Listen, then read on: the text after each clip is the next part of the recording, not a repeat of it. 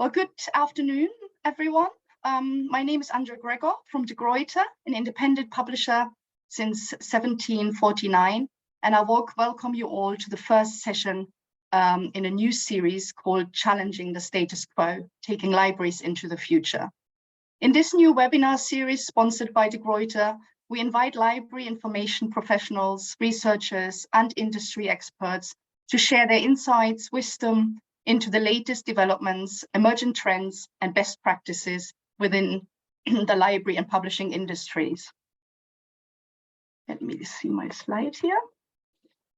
Please watch out for the forthcoming sessions in the next couple of months.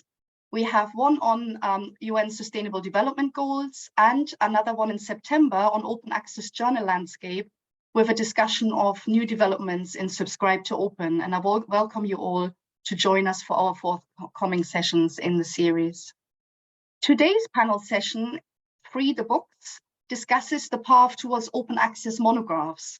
As one of the largest independent academic publishers of open access books, De Gruyter is dedicated to implementing innovative and sustainable funding models for open access book publishing. We are committed to make open access publishing possible for all our book authors in the future. And with this vision in mind, we are continuously working with academic libraries and research funders to develop new transformation and funding models for open access books. Our open access transformation packages, together with partners like Göttingen State and University Library in Germany and JISC in the UK, allow more authors to publish in open access with us independently of their personal funds or their institutional affiliation. Today, our speakers will unknot the current and future open access landscape, discuss the issues surrounding the transitioning books into OA, show some great alternative and collaborative funding models, and talk to us about their vision for the future of open access book transformation. I have a couple of house rules as always. Your video and audio is turned off, so please feel free to put all your questions in the chat box. There is plenty of time to answer your questions in between the speakers and also at the end. So let's have this lively discussion, and please write your questions in the chat.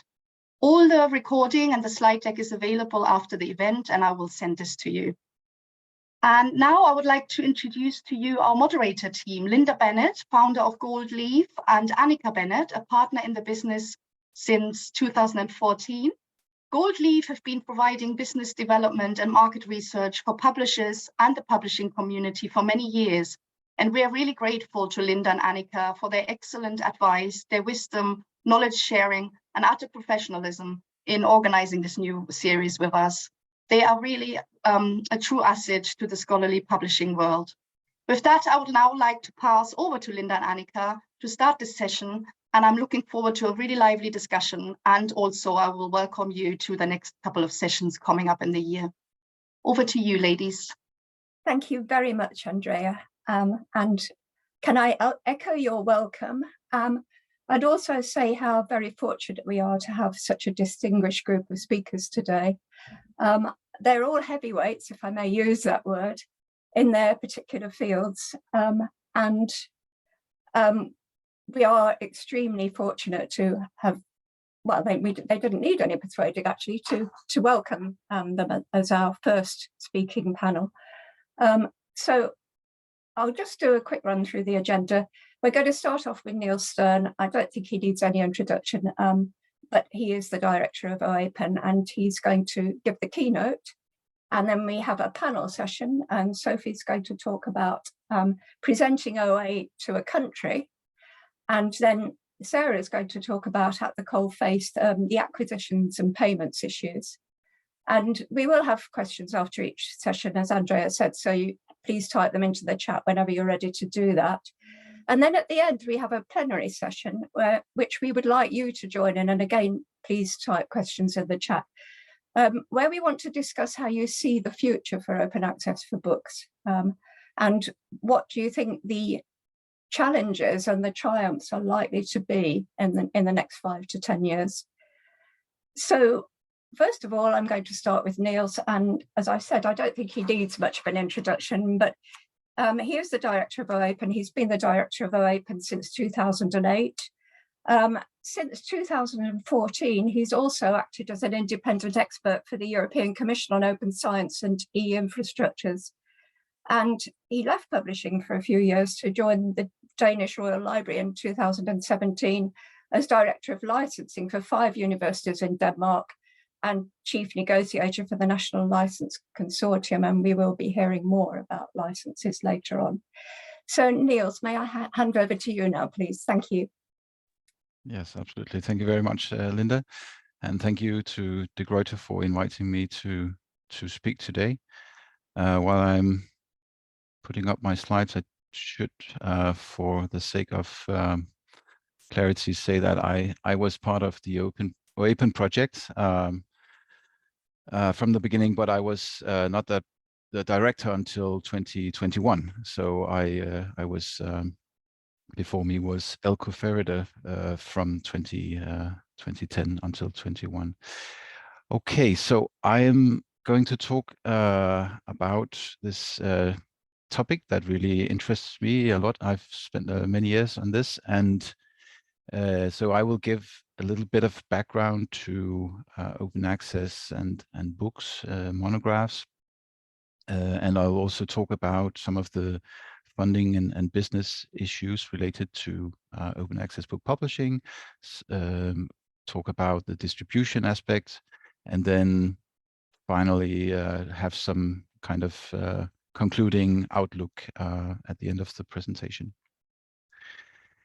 And just to start where I come from, as Linda said, the OAPEN Foundation is a Dutch foundation, but working supporting open access books globally. So our mission is to increase discoverability of open access books and to promote and build trust around OA book publishing.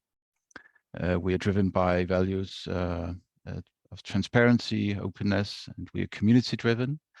And we are a not-for-profit foundation, and by Dutch law, we cannot be sold or acquired. And the OAPEN library came out of a European-funded project in 2008 to 10, where we were a handful of European university presses building a platform for our open access books and also investigating open access book publishing models. At the time, there was not much going on in the space, and as you'll see today, and as you know, things have changed quite a lot since then. Today, we have more than 27,000 books in the OAPEN library from more than 400 publishers. So it has grown a lot since its beginning. And we get around 1 million counter-conformant downloads from the OAPEN library every month. We also, together with Open Edition in France, we are operating the Directory of Open Access Books, which is a global indexing service. It was set up in 2013, so 10 years ago, inspired by DOAJ. And the number of books are also growing quite rapidly. DOAB is a free service for publishers, whereas OAPEN is hosting books and ask for a small fee from publishers. For both infrastructures, we require from the publishers that they only add books, so academic books that are peer-reviewed externally, monographs, edited collection, and other long-form publications that are open access, of course. Then we also operate the OA Books Toolkit, which we launched a couple of years ago, which is a public information resource that contain all sorts of information about OA book publishing. I want to start off with a term, bibliodiversity, which is very core to what we do and to book publishing in general.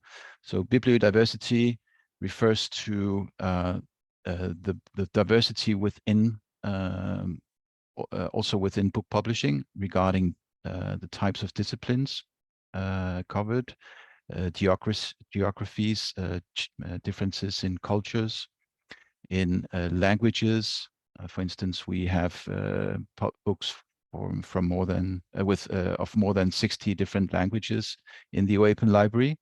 Differences in publishing traditions, quality assurance standards, incentive structures, and the industry in general. So it's a very diverse landscape, and book publishing is reflecting this. And my background personally is I joined Museum Tusculanum Press in Denmark, which is a scholarly book publisher back in 2003. And with a catalog, very diverse set of catalogs. So we published in many languages, books of very different sizes from 100 pages to more than 1,000 pages and so on. However, we did see in round about 2005-06 that the traditional business model of selling print books to readers, to libraries, was increasingly difficult, because we sold less and less copies. And then we began exploring digital publishing. And later on, that turned into exploring open access book publishing. And we then eventually became part of the OAPEN project. And since then, as I've just shown, well, OA Books has grown quite a lot. And recently, Delta Think issued an analysis based on DOAB data showing the growth. And you can maybe see that in the list of open access book publishers here, you'll also see the Gruyter, who is publishing a lot in open access, and other publishers, and the long tail of the many of the more than 600 publishers that are registered in DOAB. And actually, it's quite interesting to see that the average annual growth for books, open access books now, looking 5 years back, has outpaced the growth of open access journal articles. So it's definitely an area in motion, and there's a momentum for open access books. I think it's fair to say. And obviously there are advantages that are to many well known, but still I think it's important to keep reminding ourselves that although we see a growth in the number of open access books, we estimate, we don't have actual clear data about this, but we estimate that around 10 to 15% of the books published are open access. So there's still some way to go, but there are some clear advantages, including, of course, increased readership and usage, and with an open license, also reuse of books and increased citation rates. The audiences are often much more diverse and much wider than is often expected even. I remember many authors who would be quite sure about their audience, and then if you actually open up the book, you experience that the audience is much wider than you had anticipated. And other advantages are that you actually engage more directly with your readers. You have a more lasting impact, and actually also, if you you can ensure your own your author control of your work if you have rights retention, for instance, contract. In the OA Books Toolkit, we have an article that is sort of reflecting on these advantages. Now, that's all good, but you'll often get the question, so where's the money going to come from? Because of course it's clear that if you open up the books, then you won't necessarily sell as many print copies as you would have otherwise, or at least you won't sell digital copies. So while there's actually some evidence that you will, when making books available open access, still be able to sell books in print version, of course, there needs to be some kind of other funding model, other business model behind your publishing operations.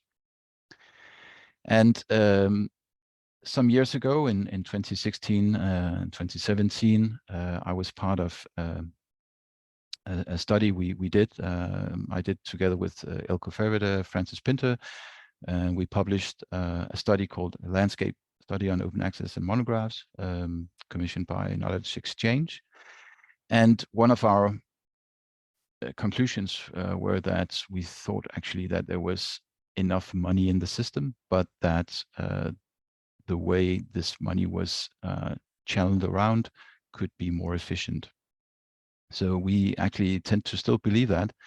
And one of the problems probably that came up soon, early on, already in 2015, was that some publishers just took on a book processing charge model, copied from the journal article world of APCs.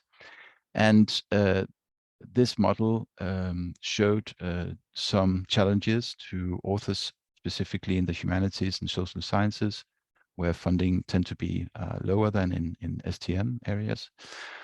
And indeed, as you can see from this white paper produced by Operas in 2018 and updated in 21, some of the disadvantages of the book processing charge model is that there is a lack of funding available in the arts and humanities and social sciences. There's also different levels of financial resources at different institutions, which makes it an uneven and unfair situation for academics. The BPC model can be quite inefficient.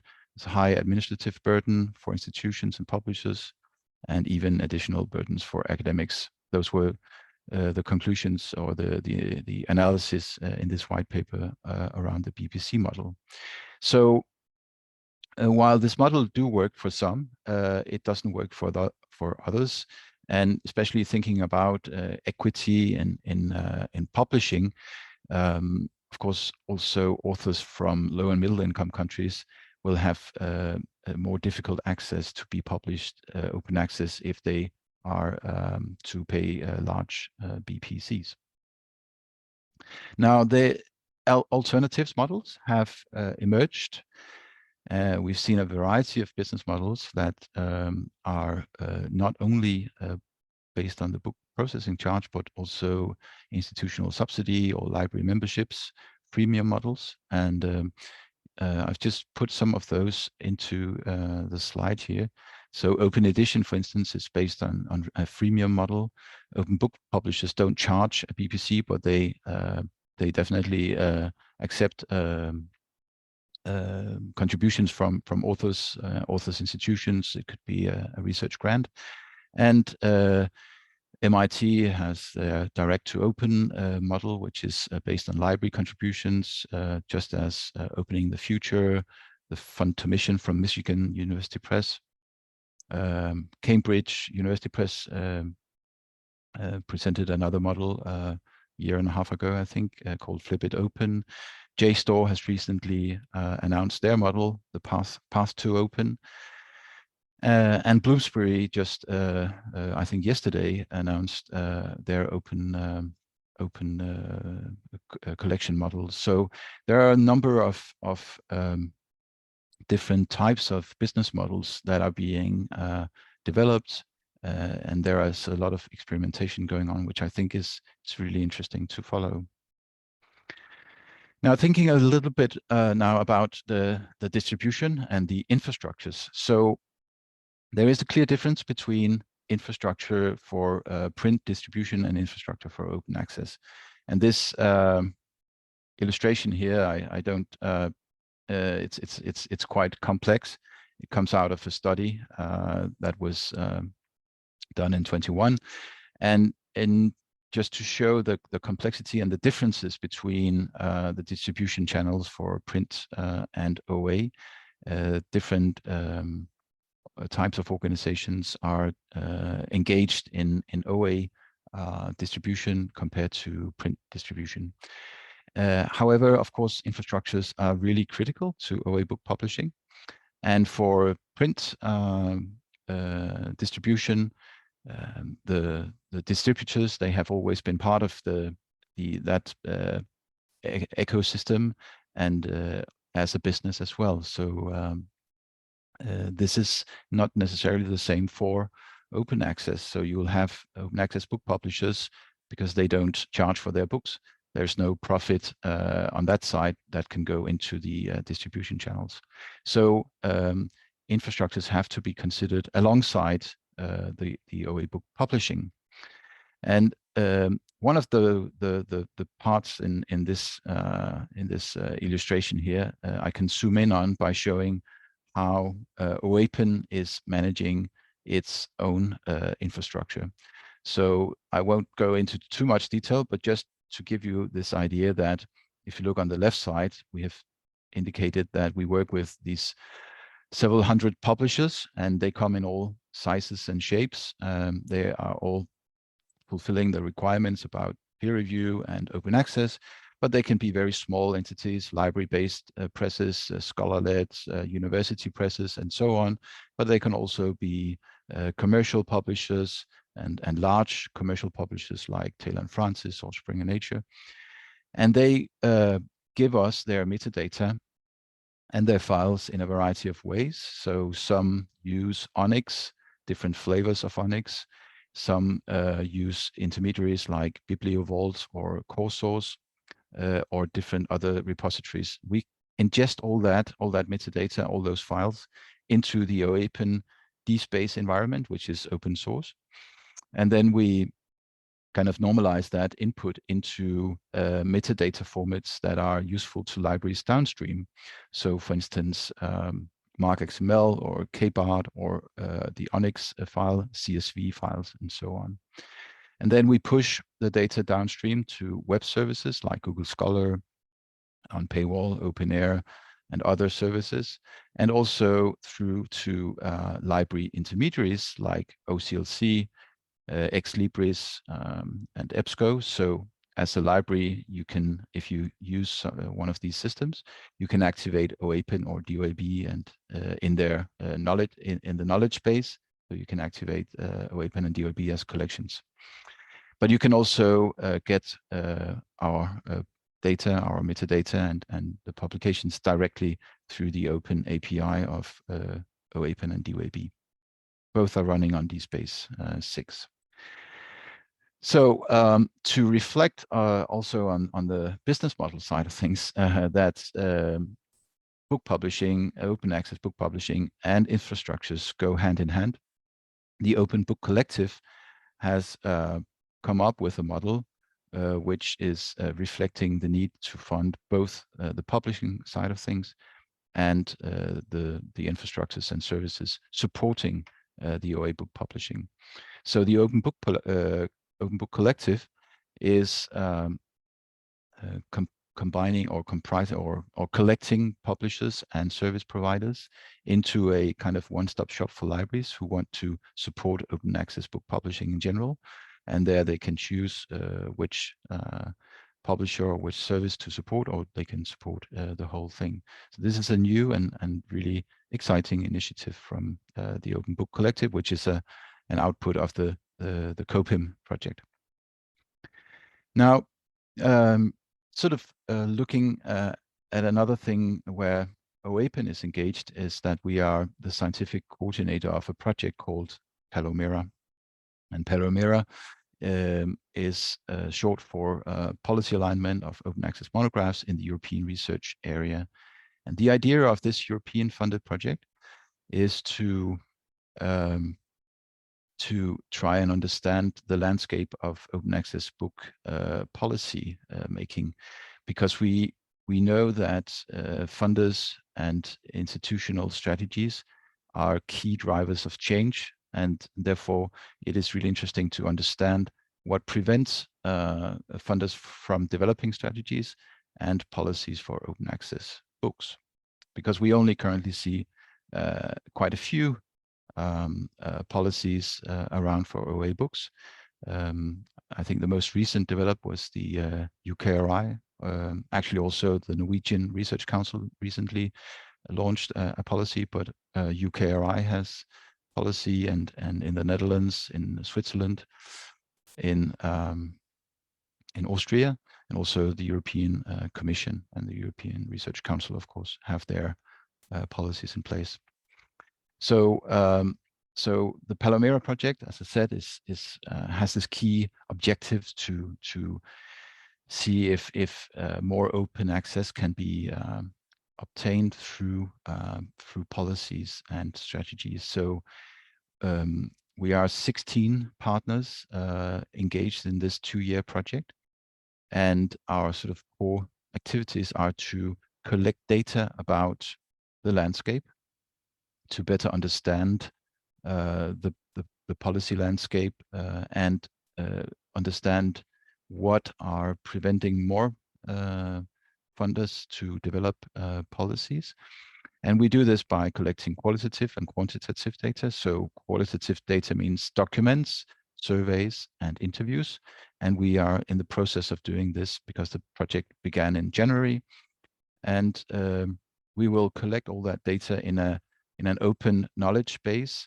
And from that knowledge base, we will give outputs in the form of short articles to the Open Access Books Toolkit. Then we'll do analysis, and we will publish the analysis. We will do recommendations, and we will of course publish those too. And while we do that, we want to include and engage with stakeholders across the board. So not only the funders and the institutions, but also publishers and researchers and infrastructures and societies and so on. So we will engage with them by inviting them to validate and comment on our findings in those 3 stages of data collection, analysis, and recommendations. And we'll do that through the Open Access Books network. And finally, we are establishing a forum for research funders where we want them to convene to discuss in detail about open access book policies. And we will have our first meeting this spring with funders from many European countries, but also from beyond Europe.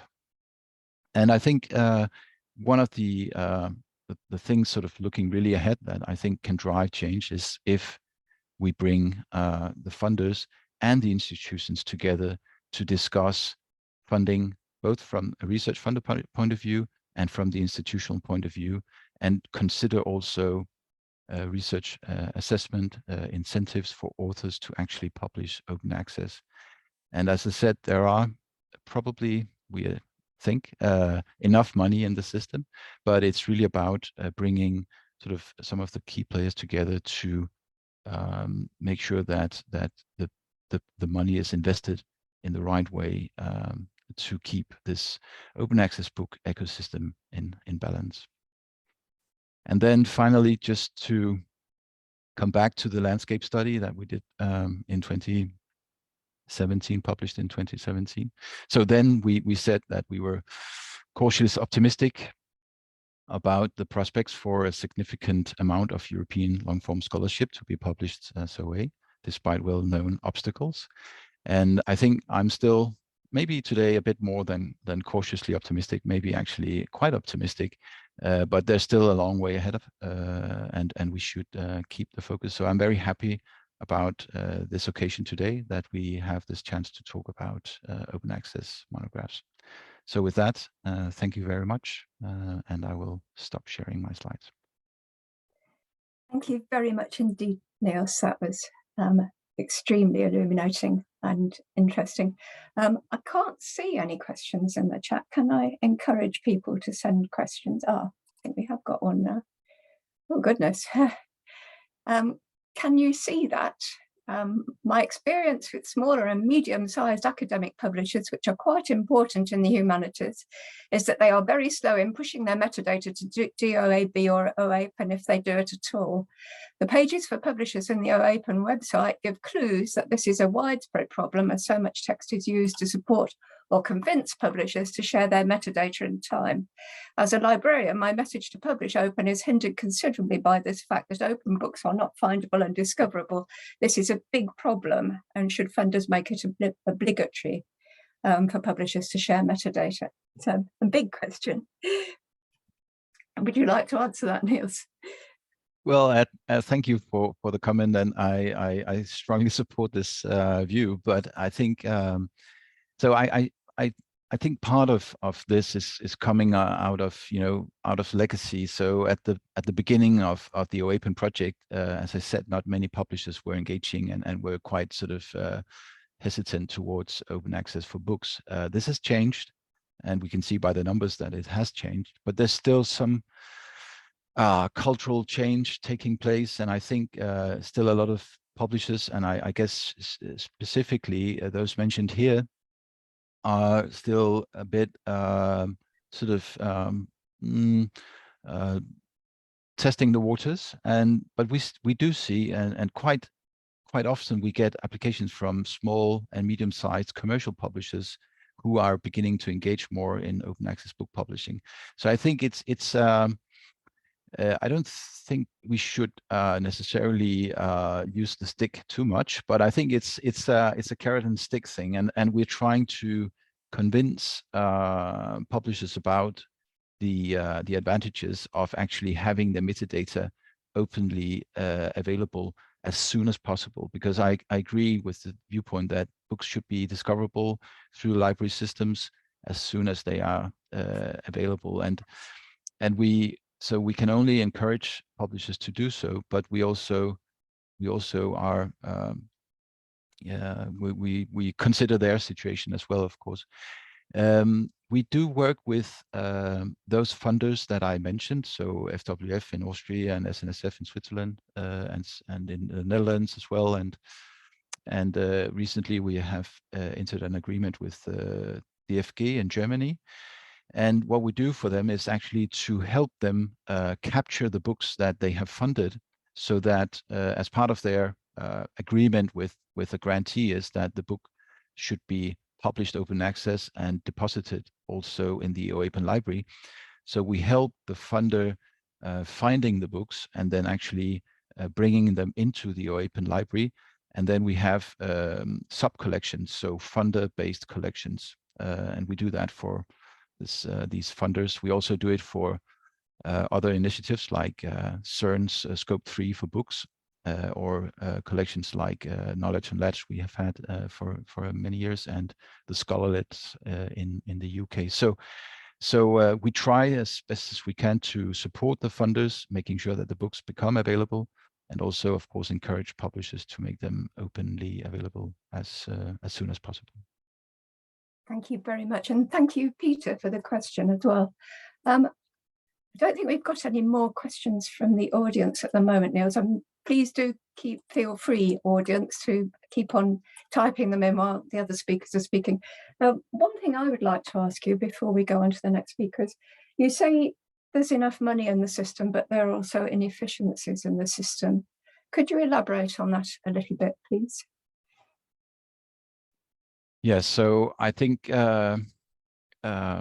one issue I have experienced myself. So you mentioned that I had a few years in a library. So the Royal Danish Library is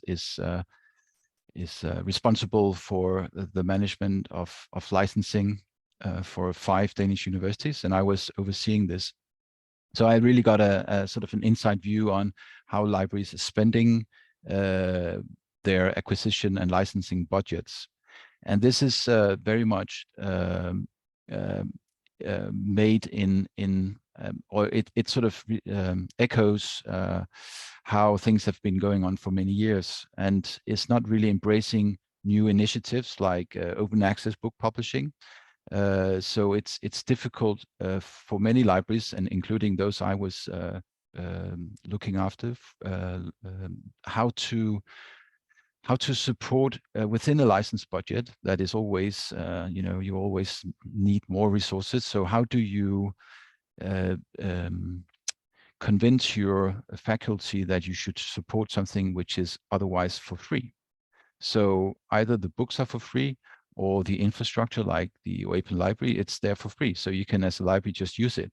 But of course, an open not-for-profit infrastructure that is based on library contributions, a few service fees, cannot exist without any funding coming from libraries. So we are lucky that we receive, and we are very thankful for receiving support from around 200 libraries.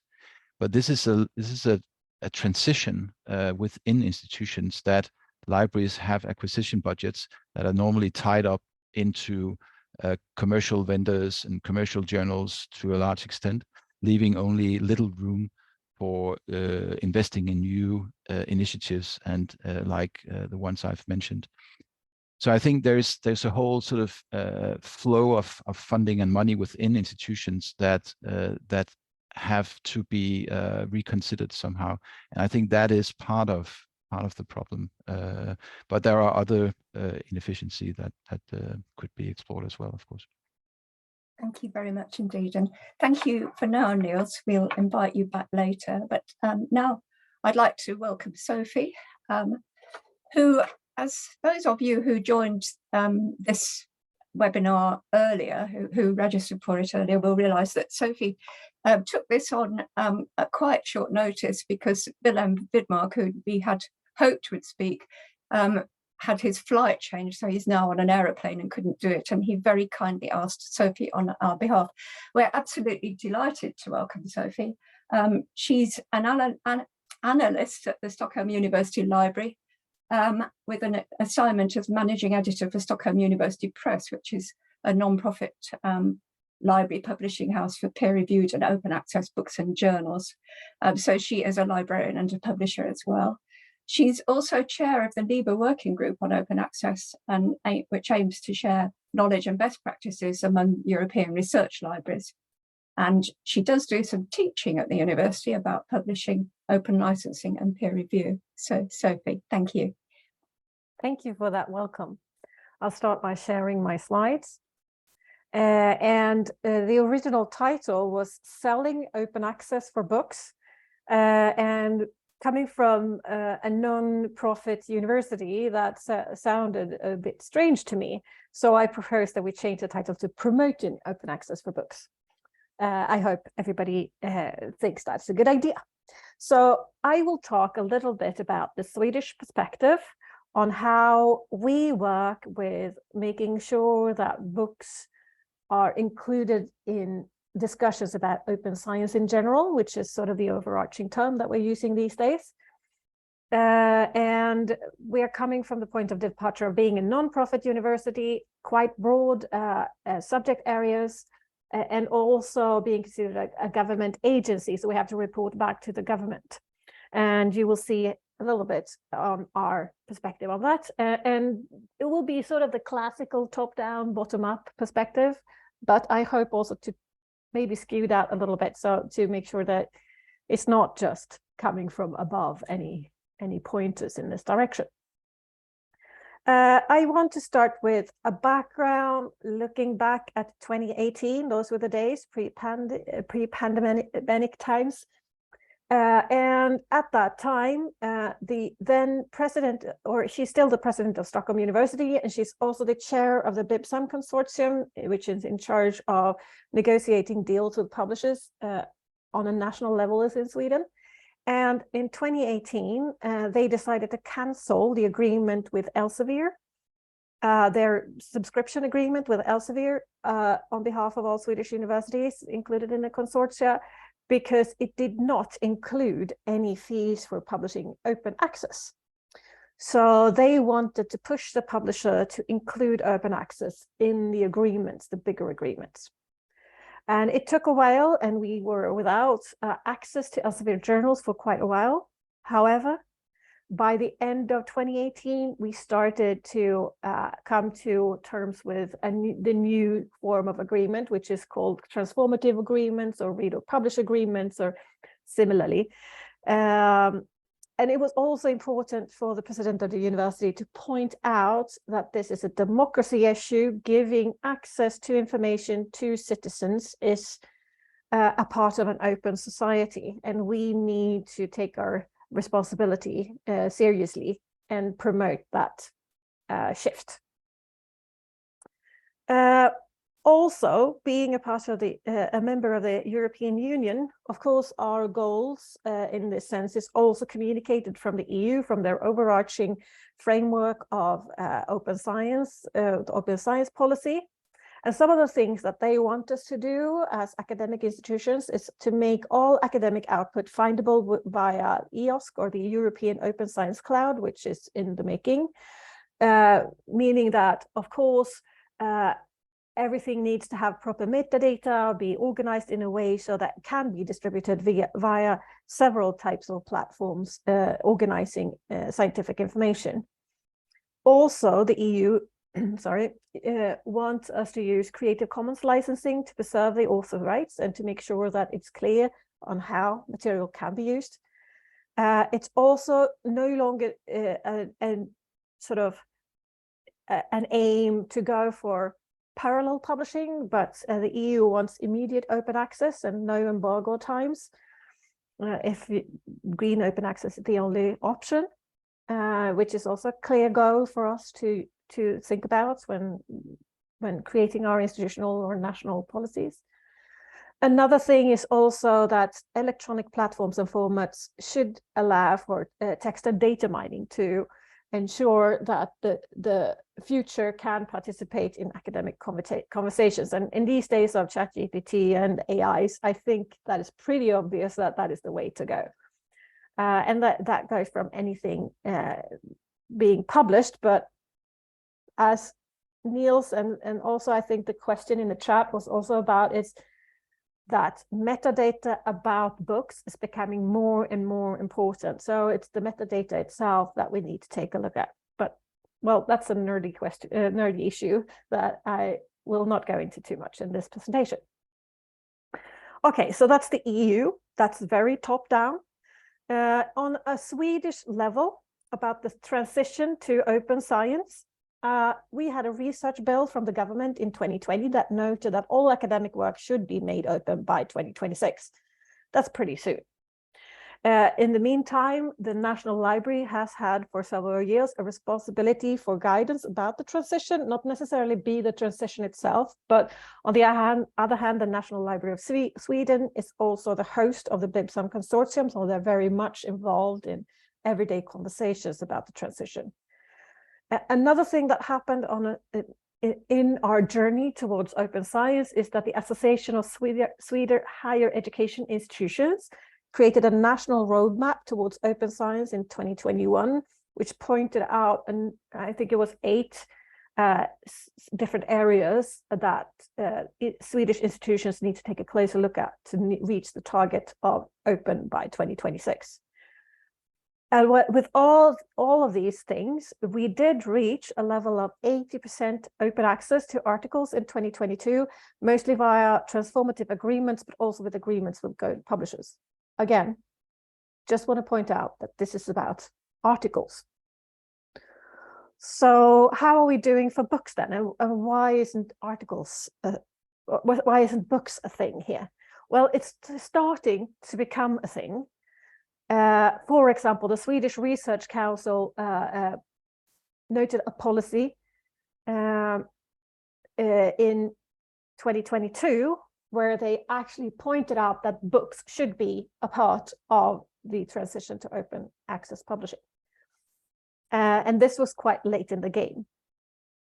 And another thing that sort of made books a little bit problematic is that it's also relying on researchers to choose the open model over other alternatives. And as we all know, this business or this transition is very much done in collaboration with the publishers. And quite a few of the publishers doesn't provide a possibility or even offers, put it in an offer to an author to publish open access. But we did find in a survey that was done in 2018 that there are between 8 or 10 small publishers that offer this possibility. I did a quick check on their websites, some of the websites, and some of them sort of say that this is possible. Some of them doesn't even mention this opportunity. So it has to do with the researcher knowing what they want. And this is, of course, then sort of emphasize the importance of talking to researchers about their choice of publishing. Also, another thing that sort of complicates things is that, as Niels also mentioned, quite a few of the publishers still rely on a BPC model, and I put it into citation marks here because, or quotation marks, because a BPC model doesn't necessarily mean that the author should pay themselves, but it is still a price tag connected to publishing of a book. And that is, of course, challenging in many ways. Another thing that I think is important to think about when looking at open book publishing in Sweden is also, while we have very much a very close overview or a close look at publishing of articles, there's statistics right and left and top and bottom on who publishes what at what time and who they collaborate with. There's quite a lot of metadata that could be used for an analysis on what level of OA we are at or what the cost is, so we can compare cost between countries. But for open book publishing, the data is still not reliable. However, we did try to pull some numbers to give you an idea of what the landscape looks in Sweden. This is an analysis that's done from 2013 to 2021, because 2022 is still not complete in terms of data, so we didn't include those. And this is from the SwePub publication database, which collects every registered publication in Sweden in a specific year. And it comes from, for example, repositories or other data pools from publishing platforms. As you can see, we publish between 1,400 and 1,800 books per year in Sweden. And in 2013, 18% of those were available somehow for free. And we use the term gratis here because the data we could find only mentioned gratis, which would then include green open access, any other type of free content, as well as content marked with a CC BY license. However, we cannot find conclusive data on which license had been used. Nevertheless, even though we did not exactly know how open these are, we do still see a trend. So we're now leaning more closely to 30% of the book's output being available somehow, downloadable for free. And we think this is while the trend is not as clear as for articles, where we're up to 80% open, still, I think this shows that something is going on behind the scenes. But again, we do believe that it has a lot to do with what researchers choose. So we believe that that is where our efforts should be kept. Okay, so from the EU level to the national level and down to my home institution, which is Stockholm University. You may have noticed throughout the presentation so far, I have not talked about a national open science policy. And it sounds strange that we've reached 80% open access to articles without a national policy, but somehow we managed to do that. And also at Stockholm University, we grew tired of waiting for a national policy. So we launched our own in 2022 for Stockholm University researchers, which is also followed by an implementation plan that sort of divides responsibilities between the institution itself and the service at the institution. Stockholm University Press that I work with is a non-profit alternative, and we are launching it. It's a research-driven operation based on researchers wanting to publish book series and journals. And we provide it as an alternative to traditional publishers, trying to keep the costs down and giving them local support, but global reach, so to speak. And while we are quite far along with articles publishing, having funding available for authors to apply for through the library, there's no central funding available for open book publishing. And this is, of course, not ideal from a researcher perspective, because then looking for funding for publishing an open book is not always easy. And we should also say that only 1.9% of all publications published across this analysis period, which is about 10 years, only 1.9% or almost 2% are books of all publications. But we could see from on a local level, we can actually trickle down and measure the actual open access. And at Stockholm University, we know for a fact that 14% of the books published in 2020 were available with an open access license. So far, so good. But still, it's still just 14%. And if we're going to need 100% by 2026, we have quite a lot of work to do. But why is it taking so long? Well, from our perspective, it is the challenging market for open books that is sort of the problem to solve. And Niels also mentioned this, that there's many different ways, and we have to consider bibliodiversity, because it is a diverse market. It depends on the discipline, it depends on where you come from, where you choose to publish. Also, for the journals business, it was evident that the money was in the system, so we could switch business models from pay to read to pay to publish. But for books, this is not necessarily the case. So I might say that we slightly disagree with Niels here, that we don't think that there is enough money in the system to just switch between ways of paying for academic publishing. However, we do need to look into ways to deal with this diverse market.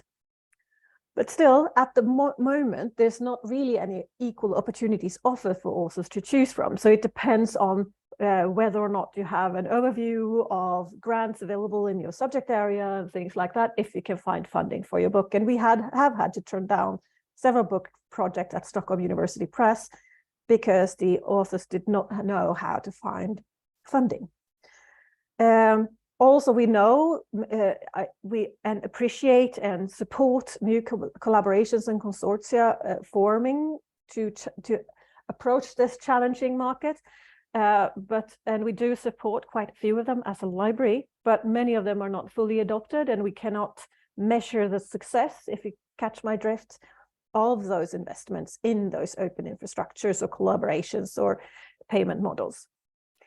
So institutions are still under pressure to use their own funding for publishing, and this is, of course, something that's debated heavily at our home institution.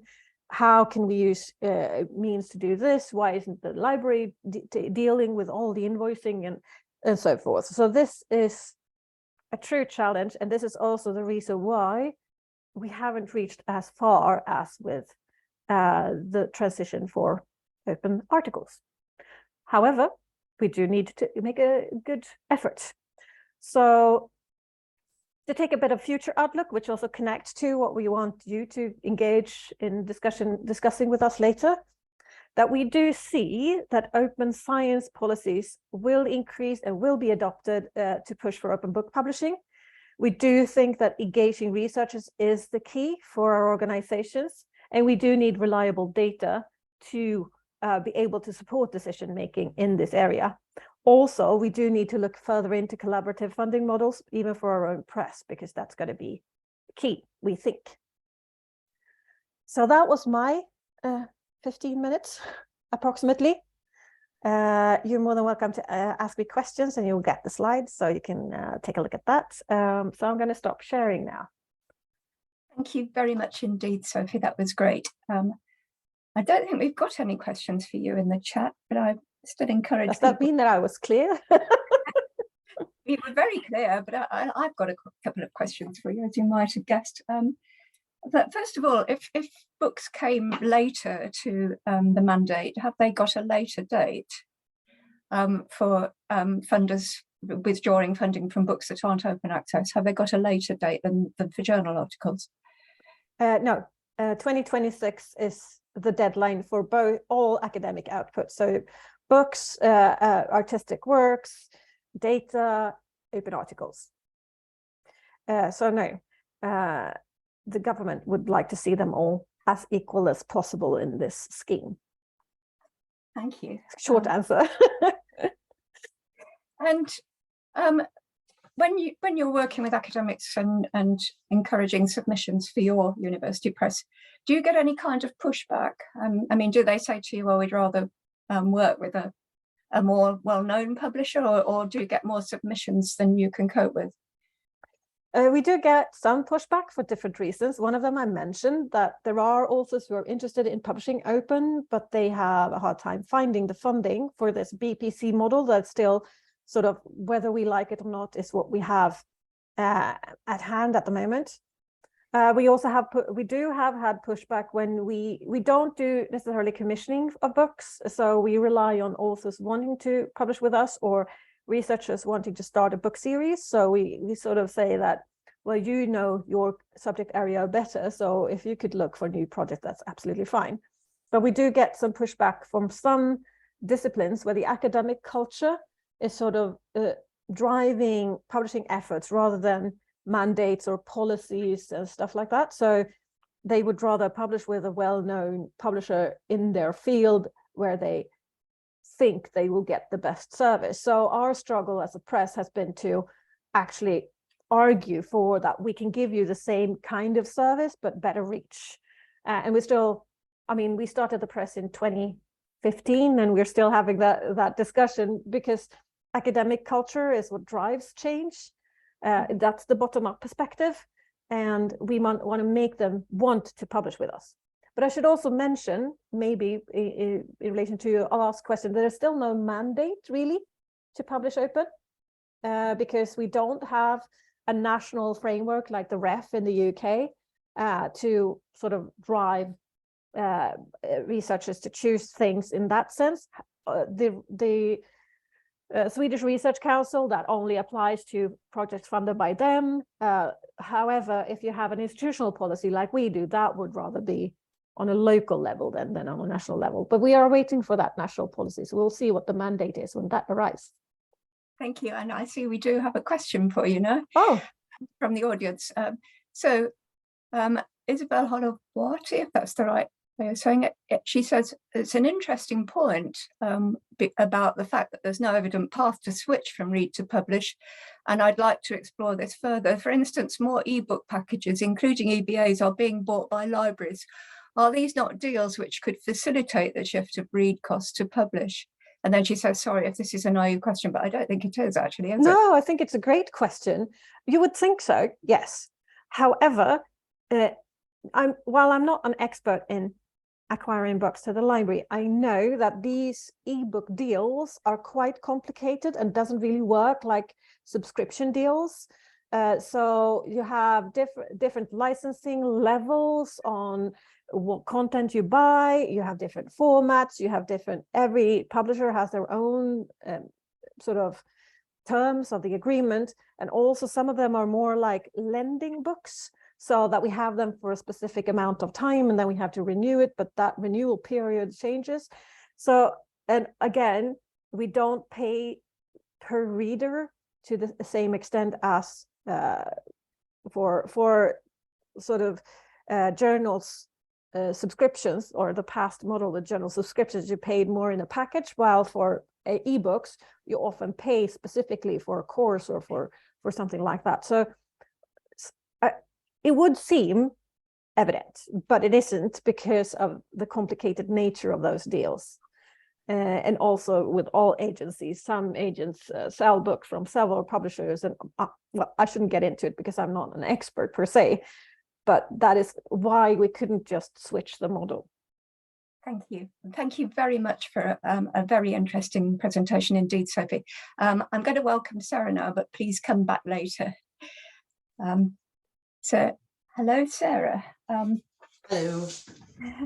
I kind of gave you, or not exactly the graveyard shift, but I asked you to talk about working from the cold face as an acquisitions librarian. That you haven't just been an acquisitions librarian in your career. I mean, in fact, you are now the Assistant Director for Library Archives and Learning Services at the University of York, and you have responsibility for content and open research, which I know has been very close to your heart for many years now. And I think you're also quite active in JISC, actually, aren't you?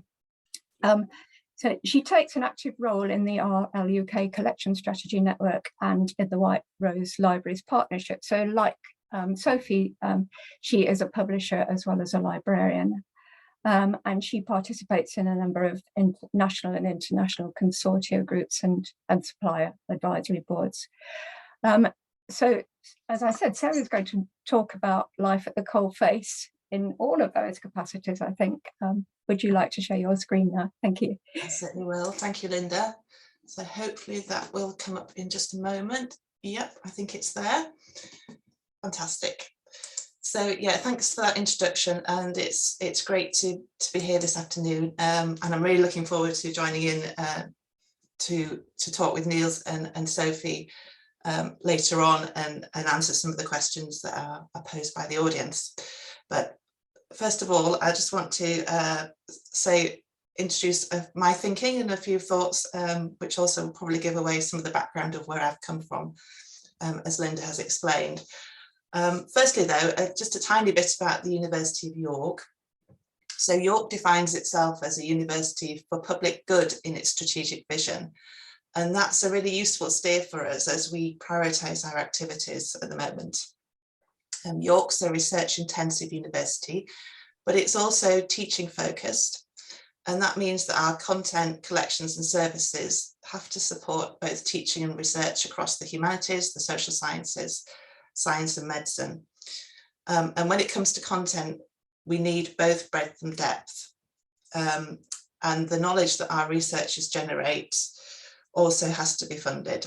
So finances, obviously, like most libraries, in fact, all libraries, are a real challenge for us. I've included our rankings here on this slide and just some information about a few selected ones, because they are part of the story that our university tells about itself. And I wanted to note here the comparative strength of our arts and humanities faculty in particular, in the context of our discussion today about academic monographs, because obviously our arts and humanities researchers and academics are the ones more likely to publish in books and monographs. The university has pledged its support to the values, principles and culture of open research in a statement which the library helped to create.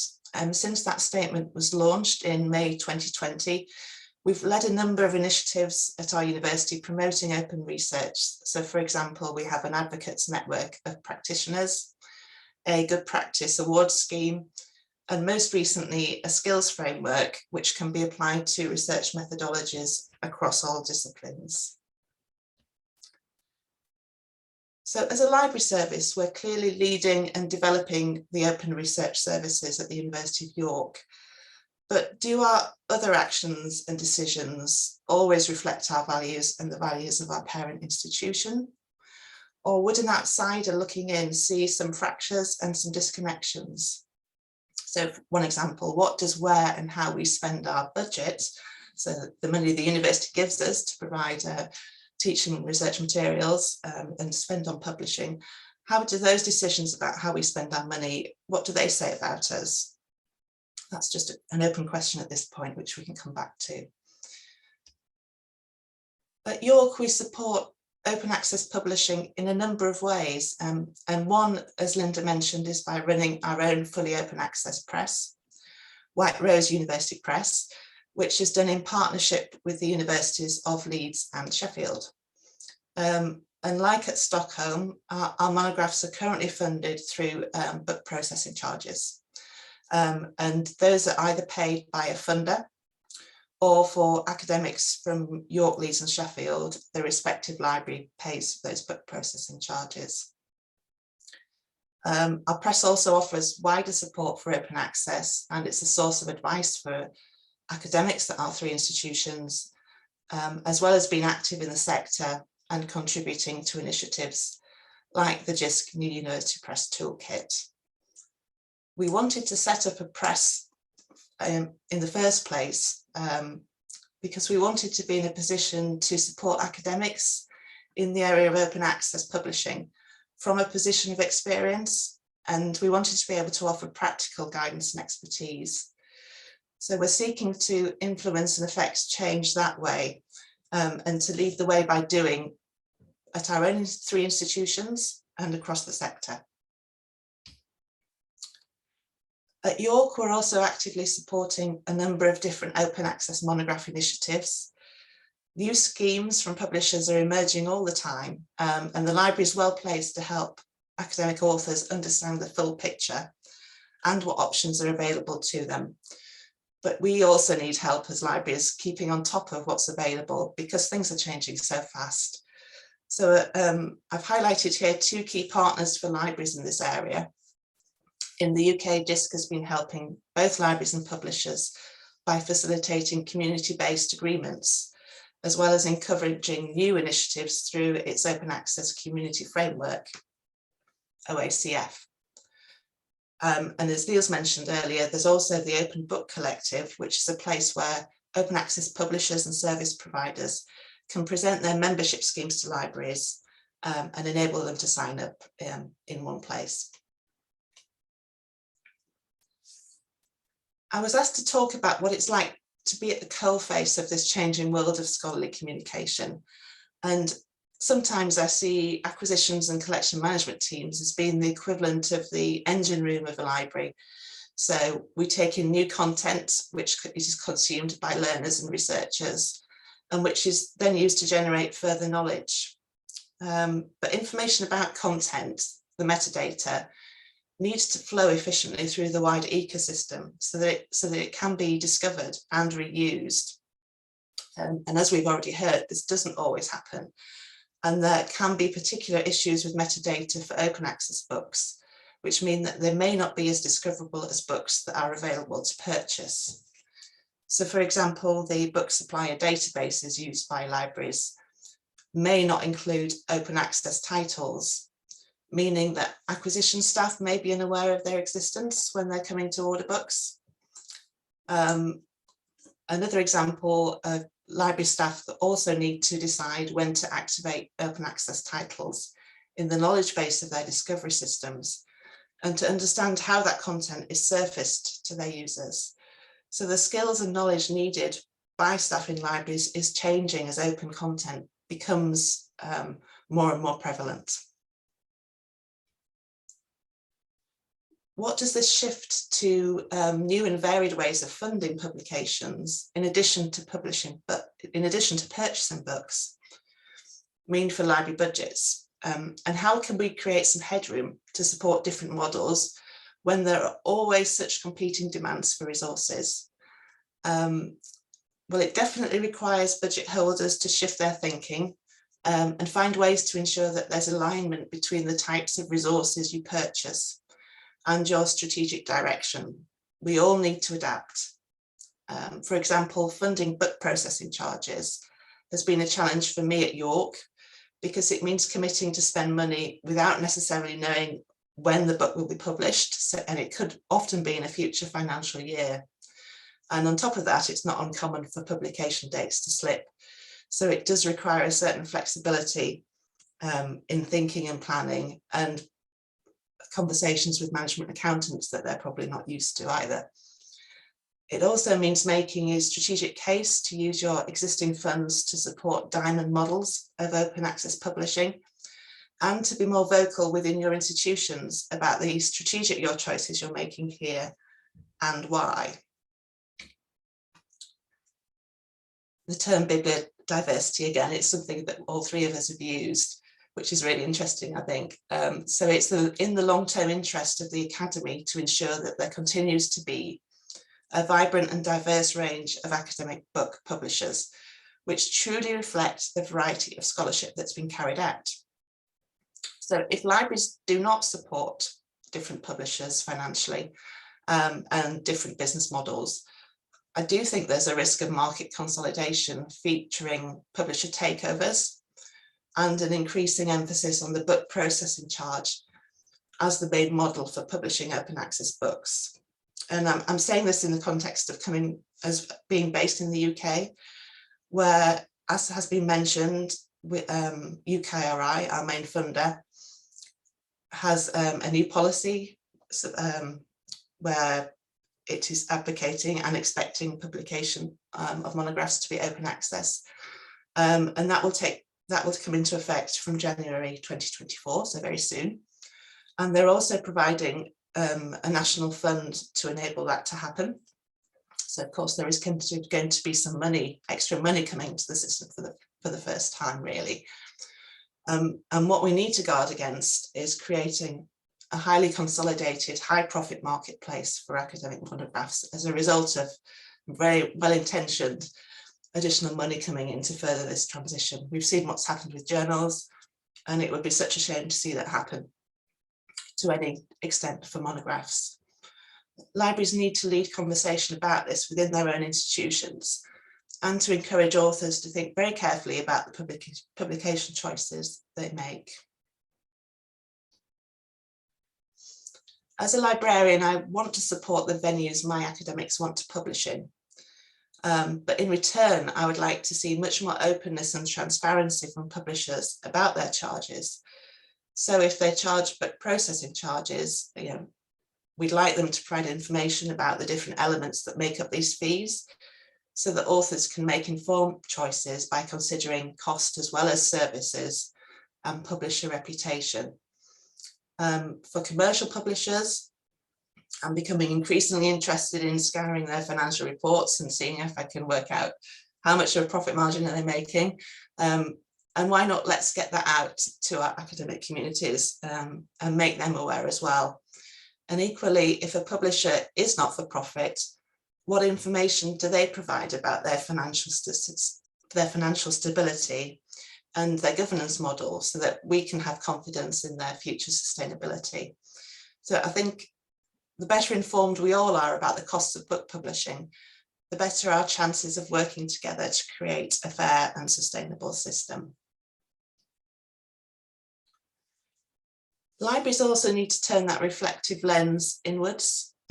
So are those of us in leadership and management positions in libraries doing enough to advocate for and respond to change in this area, not just in how we support our students and academic staff, but in how we change our libraries internally? So in other words, are we walking the walk as well as talking the talk? For example, when we're thinking about our library teams, to what extent do they focus on both open and paywalled content? Where is the balance of staff time and effort going? And how is this changing? To what extent do all library staff understand the transition to open that's taking place? And how do you as a leader or senior specialist, or someone whose role is working with open content, how do you ensure that your colleagues are kept informed and engaged about the change that's happening? How is the transition to open changing perceptions your user communities have about the library? Are they starting to see you as a place to go to more and more often for advice about where to publish and publishing venues? And are library staff able to talk confidently to academics about their requirements for both accessing and producing content? Or are these two different areas sitting in different teams and staff don't feel confident, covering both areas? And also, are we finding ways to direct the development of our library collections and make strategic choices about open content? So, for example, do your collections policies apply to open content as well as purchased content?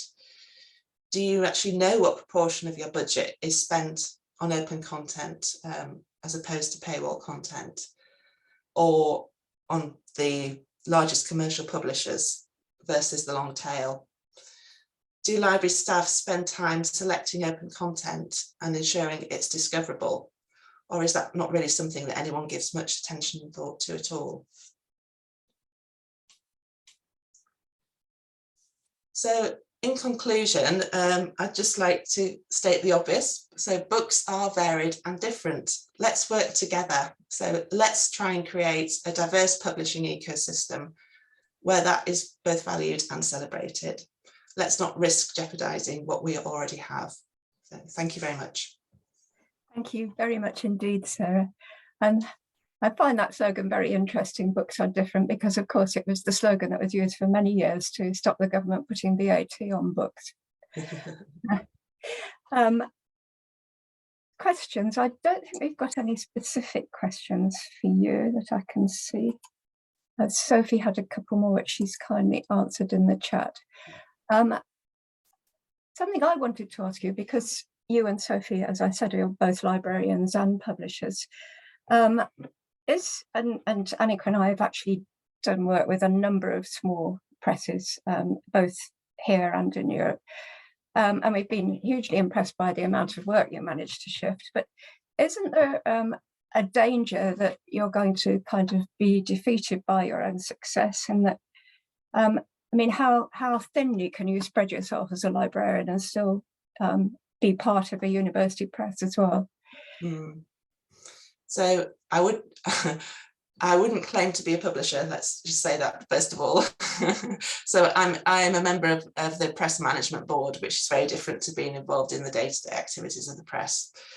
But for me, I think being more knowledgeable about publishing and what's involved in it is really bringing a great strength to actually the way I look at the content that we are managing and providing in the library, and what our academic community need, and the support that our researchers need to publish.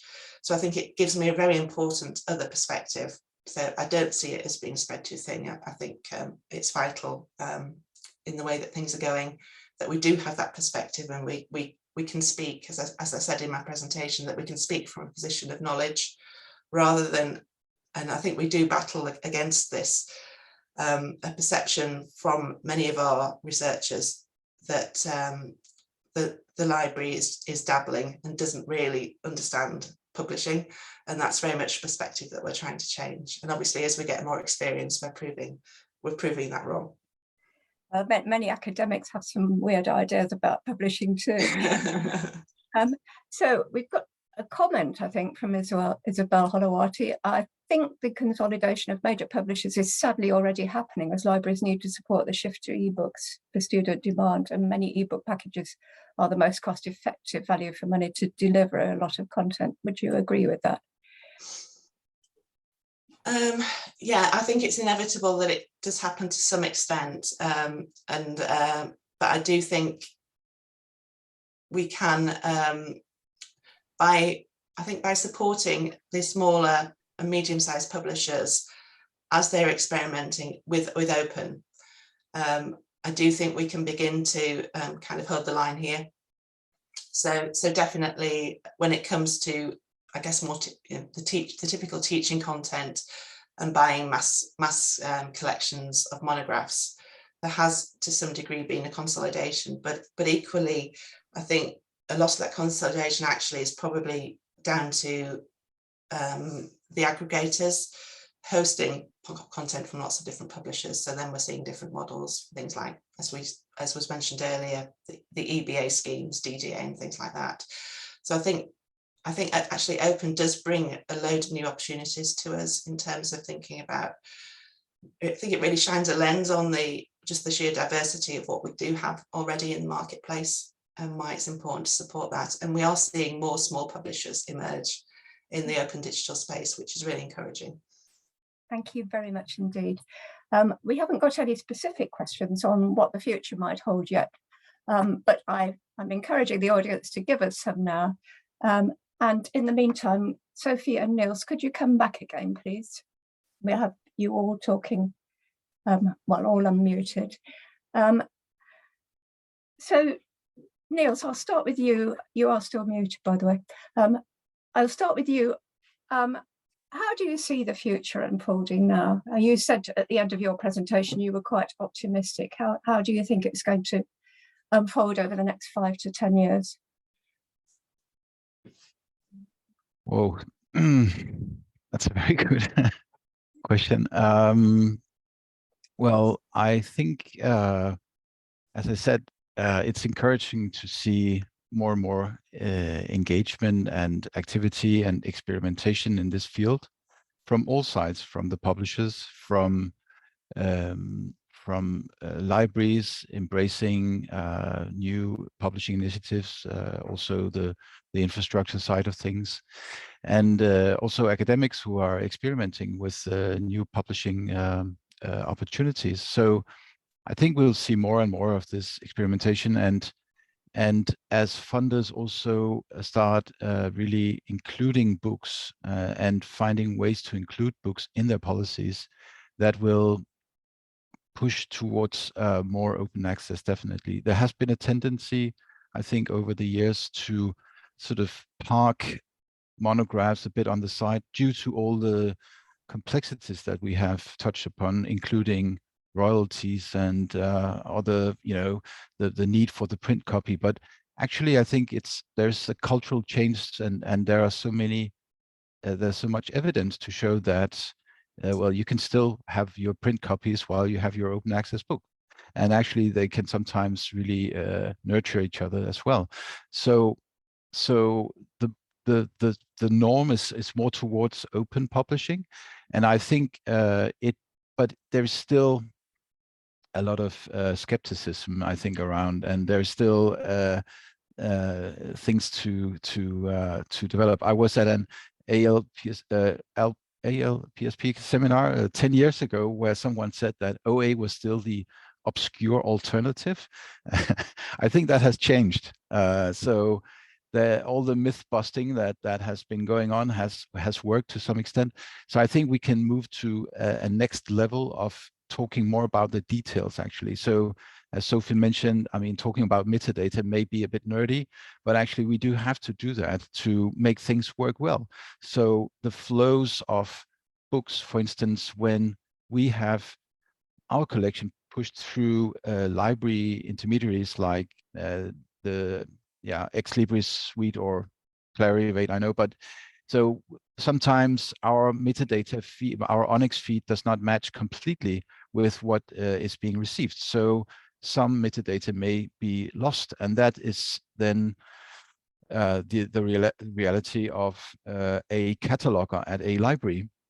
So these are, small things, but they do tend to, give some problems somewhere in the system. So I think the future will bring more attention to the details that will improve the quality and also make sure that readers think of open access books exactly the same way as any other book. I think there has been a tendency to view purchase content a bit sort of superior to free content, but I think that is also changing. And just if I may mention, one great example was 2 years ago during the pandemic, the Library of Congress in the US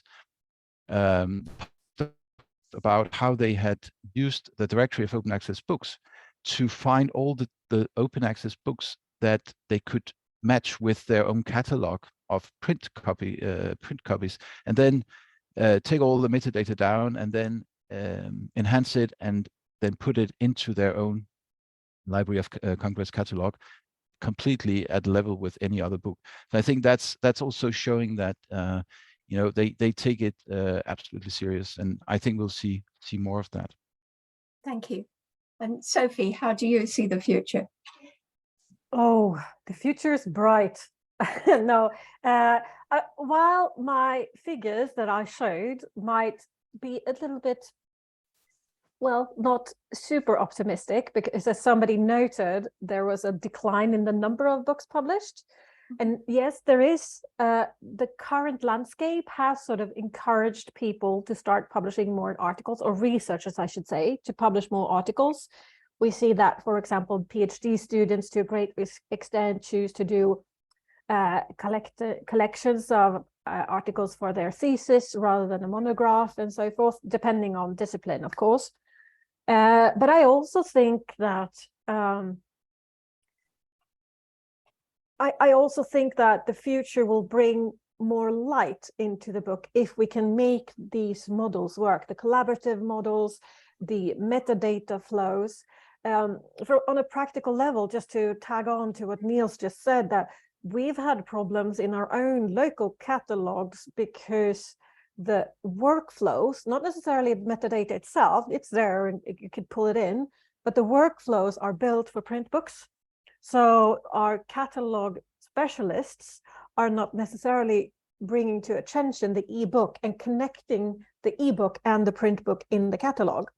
So it's harder to find the free version rather than the print version that you have to queue up for to borrow at the library.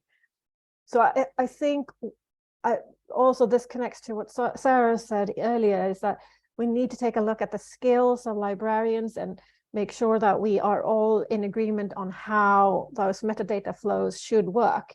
Because in the longer end, we are also the ones teaching students who are becoming the future researchers on how to search for information, rather than, and we want them to be able to find books based on their queries rather than a salesperson coming in and suggesting something to read for a course literature, for example. Also, one other trend I think we as librarians should take a closer look at is the open educational resources question, which is, from our perspective, has a lot to do with open textbooks. And we know that the students want this. So they want the option to choose whether or not they want to pay for the print book or use the free version. And we think that this is something that we need to take a closer look at. And this is also where the big commercial publishers, of course, might get a little bit worried because they have a large income stream based on textbooks. Thank you. And Sarah, you did say quite a bit about what you thought, but do you want to add anything else? Yeah, I think I would add that certainly in the UK, I think we're on the cusp of a big change, not just because of the UKRI policy that's coming in, because actually that probably only covers a relatively smallish percentage of academic monographs that we're going to publish. But what we're expecting to happen after that is that there will be the next research assessment framework in the UK, which is the big research assessment exercise, which determines the research funding levels each institution receives. I think next time that is done, that is going to have some similar rules around expectations around publishing monographs open access. So that what is expected in the REF exercise is always a massive driver for the way our academics behave. So that alone we'll see a massive shift. And I think that, combined with the fact that, as I said in my presentation, we are expecting an additional income stream coming in. And I think probably more research libraries will start to try to find some money, as we've done this at York recently, trying to find some money to fund book processing charges to create a more equitable playing field for our researchers, not just those who attract the big research funding. I think if more money is coming in, I think there are real dangers there that we need to guard against. And I think we do that by working even more collaboratively across the sector than we do at the moment. So those of us with university presses, I think, will end up doing much more together, whether that's within country boundaries or cross-country boundaries, which will be great.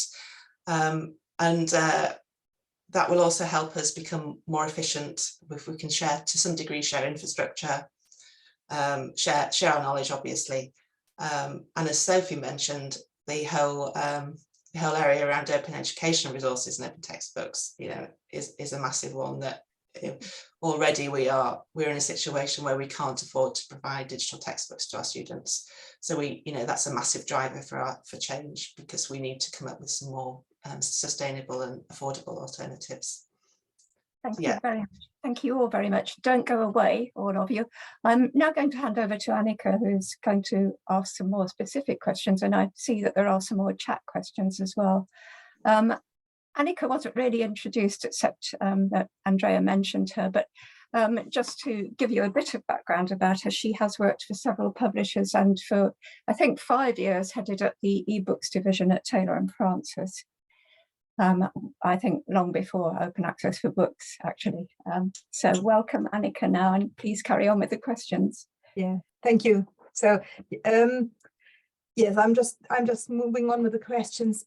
First of all, I would like to file some questions basically to the audience, and to encourage some more comments and questions from there. I think at the moment the chat they're mainly comments rather than questions, but so maybe people can say so everybody who's been listening so far, how do you feel about the future the speakers have just put forward?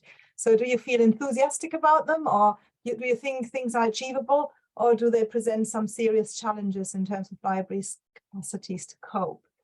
So maybe people can think about that and put their comments into the chat. In the meantime, I would like to ask the panel again about the future. Realistically, what proportion of books do you expect to become available open access? Do you think there will ever be a tipping point where the majority is available open access? I'm not in no particular order. I do certainly hope so. While it may or may not be as fast as we want, I think those few mandates that exist points out that we have to reach a tipping point, because otherwise the current, as Sarah just said, the current system isn't sustainable. So we have to come to some kind of solution. What that solution will be, we don't know. And also maybe we should not have one solution to rule them all in the deep dark mines, but rather, you know, encourage diversity, which is hard. So we do have quite a lot of work ahead of us, but I don't think it's impossible. Sarah, Niels? Yeah, so yeah, I definitely think we will reach a tipping point, certainly for academic monographs. Obviously, the variety of books published is massive, and academic content is obviously only part of that. But yeah, I do think that for the content our researchers and our teachers are producing, actually, I live in hope that we will reach a situation, probably before too many years, certainly hopefully before I retire, where open access is the norm and other things are in print only if they're, or behind a paywall if they're more specialized for some reason. But yeah, I very much hope that, and I would say expect, and certainly we'll be doing all we can in our power to influence and steer this. Niels? Yeah, well, I can only second that, and I think the data I showed also supports this. So as I mentioned, the annual average growth of open access books is larger than for journals over a 5-year period. So I think we can testify to the fact that we see continuously publishers coming to us and asking to engage with the open library, and we see more books coming in and so on. While we're doing I think we are on a good track, but I think also we need to have some more reflection on how we define the book, right? So we are talking about monographs and edited collections and so on, but there's a gray zone of under the umbrella of books. So this is something probably also people on this call will recognize as issues that we need to tackle, because there are different practices, as we have discussed, bibliodiversity. There are different types of crossover books, and especially when we talk about textbooks, I mean, an academic book can sometimes turn by accident into a textbook because it's just so good, and you don't know necessarily it was intended for something else. But still, given the data that we do have, I am also optimistic about this, and I think it will push in that direction. And let me just add to what Sophie and Sarah already mentioned about OER. I think this is something which we will see much more of, and we are already engaging a lot by thinking about how to make good interoperation between OA books, our platforms, and other open educational platforms. Because I think, especially when we have a large collection of books, you can use these books in your OER material. You can reuse sections of books. You can really start exploring the potential of having a lot of open access material that has been curated in a specific way, and bring that into the classroom. And I think once you manage to do that at higher scale than today, it will also be clear to publishers that there is a huge benefit of actually making your works open access, because you get into the classroom. And we can see this is already happening by looking at open syllabus data that books are actually being picked up in syllabi and so on. So I think that's a trend which we will see much more of, and I really welcome that. Thank you. Yeah. Sorry, Sophie? Can I just comment that I think also we as institutions, from my perspective, we need to also encourage teachers to take a look at open books and open educational resources, but not necessarily just the institutions, because also the publishers need to think beyond just the PDF in order for material to become more available for teaching. So that is a message that I would like to get through, that while it seems easy to just smack together a PDF of a book and then that's done and dusted, it's not that easy, because there are tools, really cool tools like Hypothesis, for example, where you can annotate and discuss books online across boundaries. And I think we need to highlight those cases more in the future. May I ask, Phil Jones asked an interesting question, kind of following up on that. So is there scope for open access book presses to coordinate and publish open textbooks that cover a range of different subject areas where e-textbook pricing is a problem? Especially Yes. to Sarah and Sophie. Short answer is yes, indeed. We actually do have several book series already that is created their own scope and series due to the lack of available and good quality textbooks in their area. So yeah, I think there's a good scope, and they got backing from their department to realize this project, and they're all working together. It's of course in the humanities, in arts and humanities, so they are really keen on creating more academic material that they can use for teaching. Yeah, I think that's a definite area that we've not done enough of.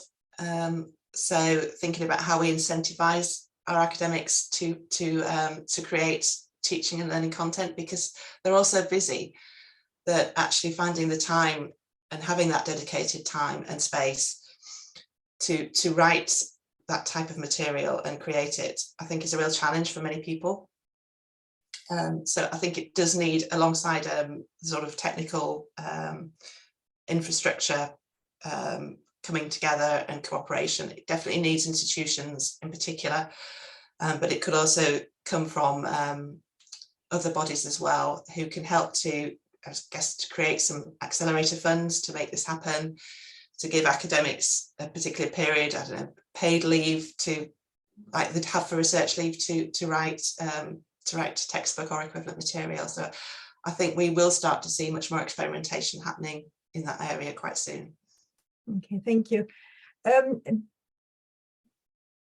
Des Coyle is asking, how positive are panel members with regard to the Path of Open scheme? So diverse frontlist content from lots of small to medium university presses, but potential aware embargo of 3 years. Maybe I can because I was looking into this at quite some detail half a year or a bit more ago, and I think what JSTOR is doing here is yet another experiment to try to encourage publishers who are, let's say, not enthusiastically embracing open access to actually experiment in some way with it. So get some, get some experience with the advantages that I also mentioned about what it means to publish books in open access, and the usage data that they will receive may convince them that this is indeed a good idea. And I think the Path to Open provides that opportunity for some publishers to actually start engaging. I know, I mean, and this has very much been promoted to North American university presses who may have less experience in this field. So I think it's a fair way to get started. But I mean, from all the different models we see emerging, I think the thing that it really encourages me is that there are these different models. So we try in different ways to see how can we crack this nut and how can we see this get to this tipping point, because we do need the publishers to engage, and it's not like in journal publishing that you have a few very big commercial publishers. You have a long tail of academic publishers that are, you know, of different size and shapes across many countries. So I think it's yet another good experiment. I could agree that it's a good experiment. However, it doesn't comply with funders' policies who wants immediate open access. So we have to find some way of bridging that gap, I think, to help authors comply with rules and regulations, because also looking at the Swedish perspective, where it's only a few small publishers that sort of even offers the opportunity to choose open. The most common and publishers for textbooks or other academic content doesn't even want to have a conversation about open access. So and we need to have those conversations. So as Niels points out, maybe we need to be open for open, different ways of opening. Yeah, it's not the most exciting, I think, of the new models that have come out, but possibly it does serve its purpose for a few few of the publishers that Niels was mentioning. But yeah, I don't think it's one that will be particularly at the top of our list to support at my institution. Okay. Thank you. Hello, and I think I've got a very gentle prompt from De Gruyter there to wind this up now. And they thank you. I would have handed over to you now. Thank you. Sorry, Annika. So I barged in. So De Gruyter would like to express their thanks, but I would like to, on behalf of Annika and myself, thank you all very much indeed. Just have a few things I'd like to mention. Thank you on behalf of the audience, and thank you, the audience, indeed. As the speakers would have seen, there were about just under 100 people in the audience live, but we know that 265 people signed up for this across the world. So the rest of them are presumably in time zones where they couldn't conveniently come today. But the presentation will be shared. And I think it would also be, the whole thing will also, the recording will be put on the De Gruyter website. So it will reach a very large audience indeed. As Andrea mentioned at the beginning, this is the first of a series of webinars at roughly quarterly intervals, and the next one will be on sustainability on June the 29th, and then there'll be another one on open access in the early autumn on September the 28th. And this will be about more about collaboration, again, the things that you've all mentioned. And there will be a final one, which might also be on sustainability, or it might be on artificial intelligence, but we're open to suggestions for that one. You know, if people in the audience or our speakers today would like to make suggestions about what the final one should be about, we're very, very happy to listen to you. So I don't think I have any more to add now, except to say, collectively, the audience and the speakers, you've all made this first seminar a huge success. So thank you very much indeed. Thank you. Thank you, everyone. Thank you.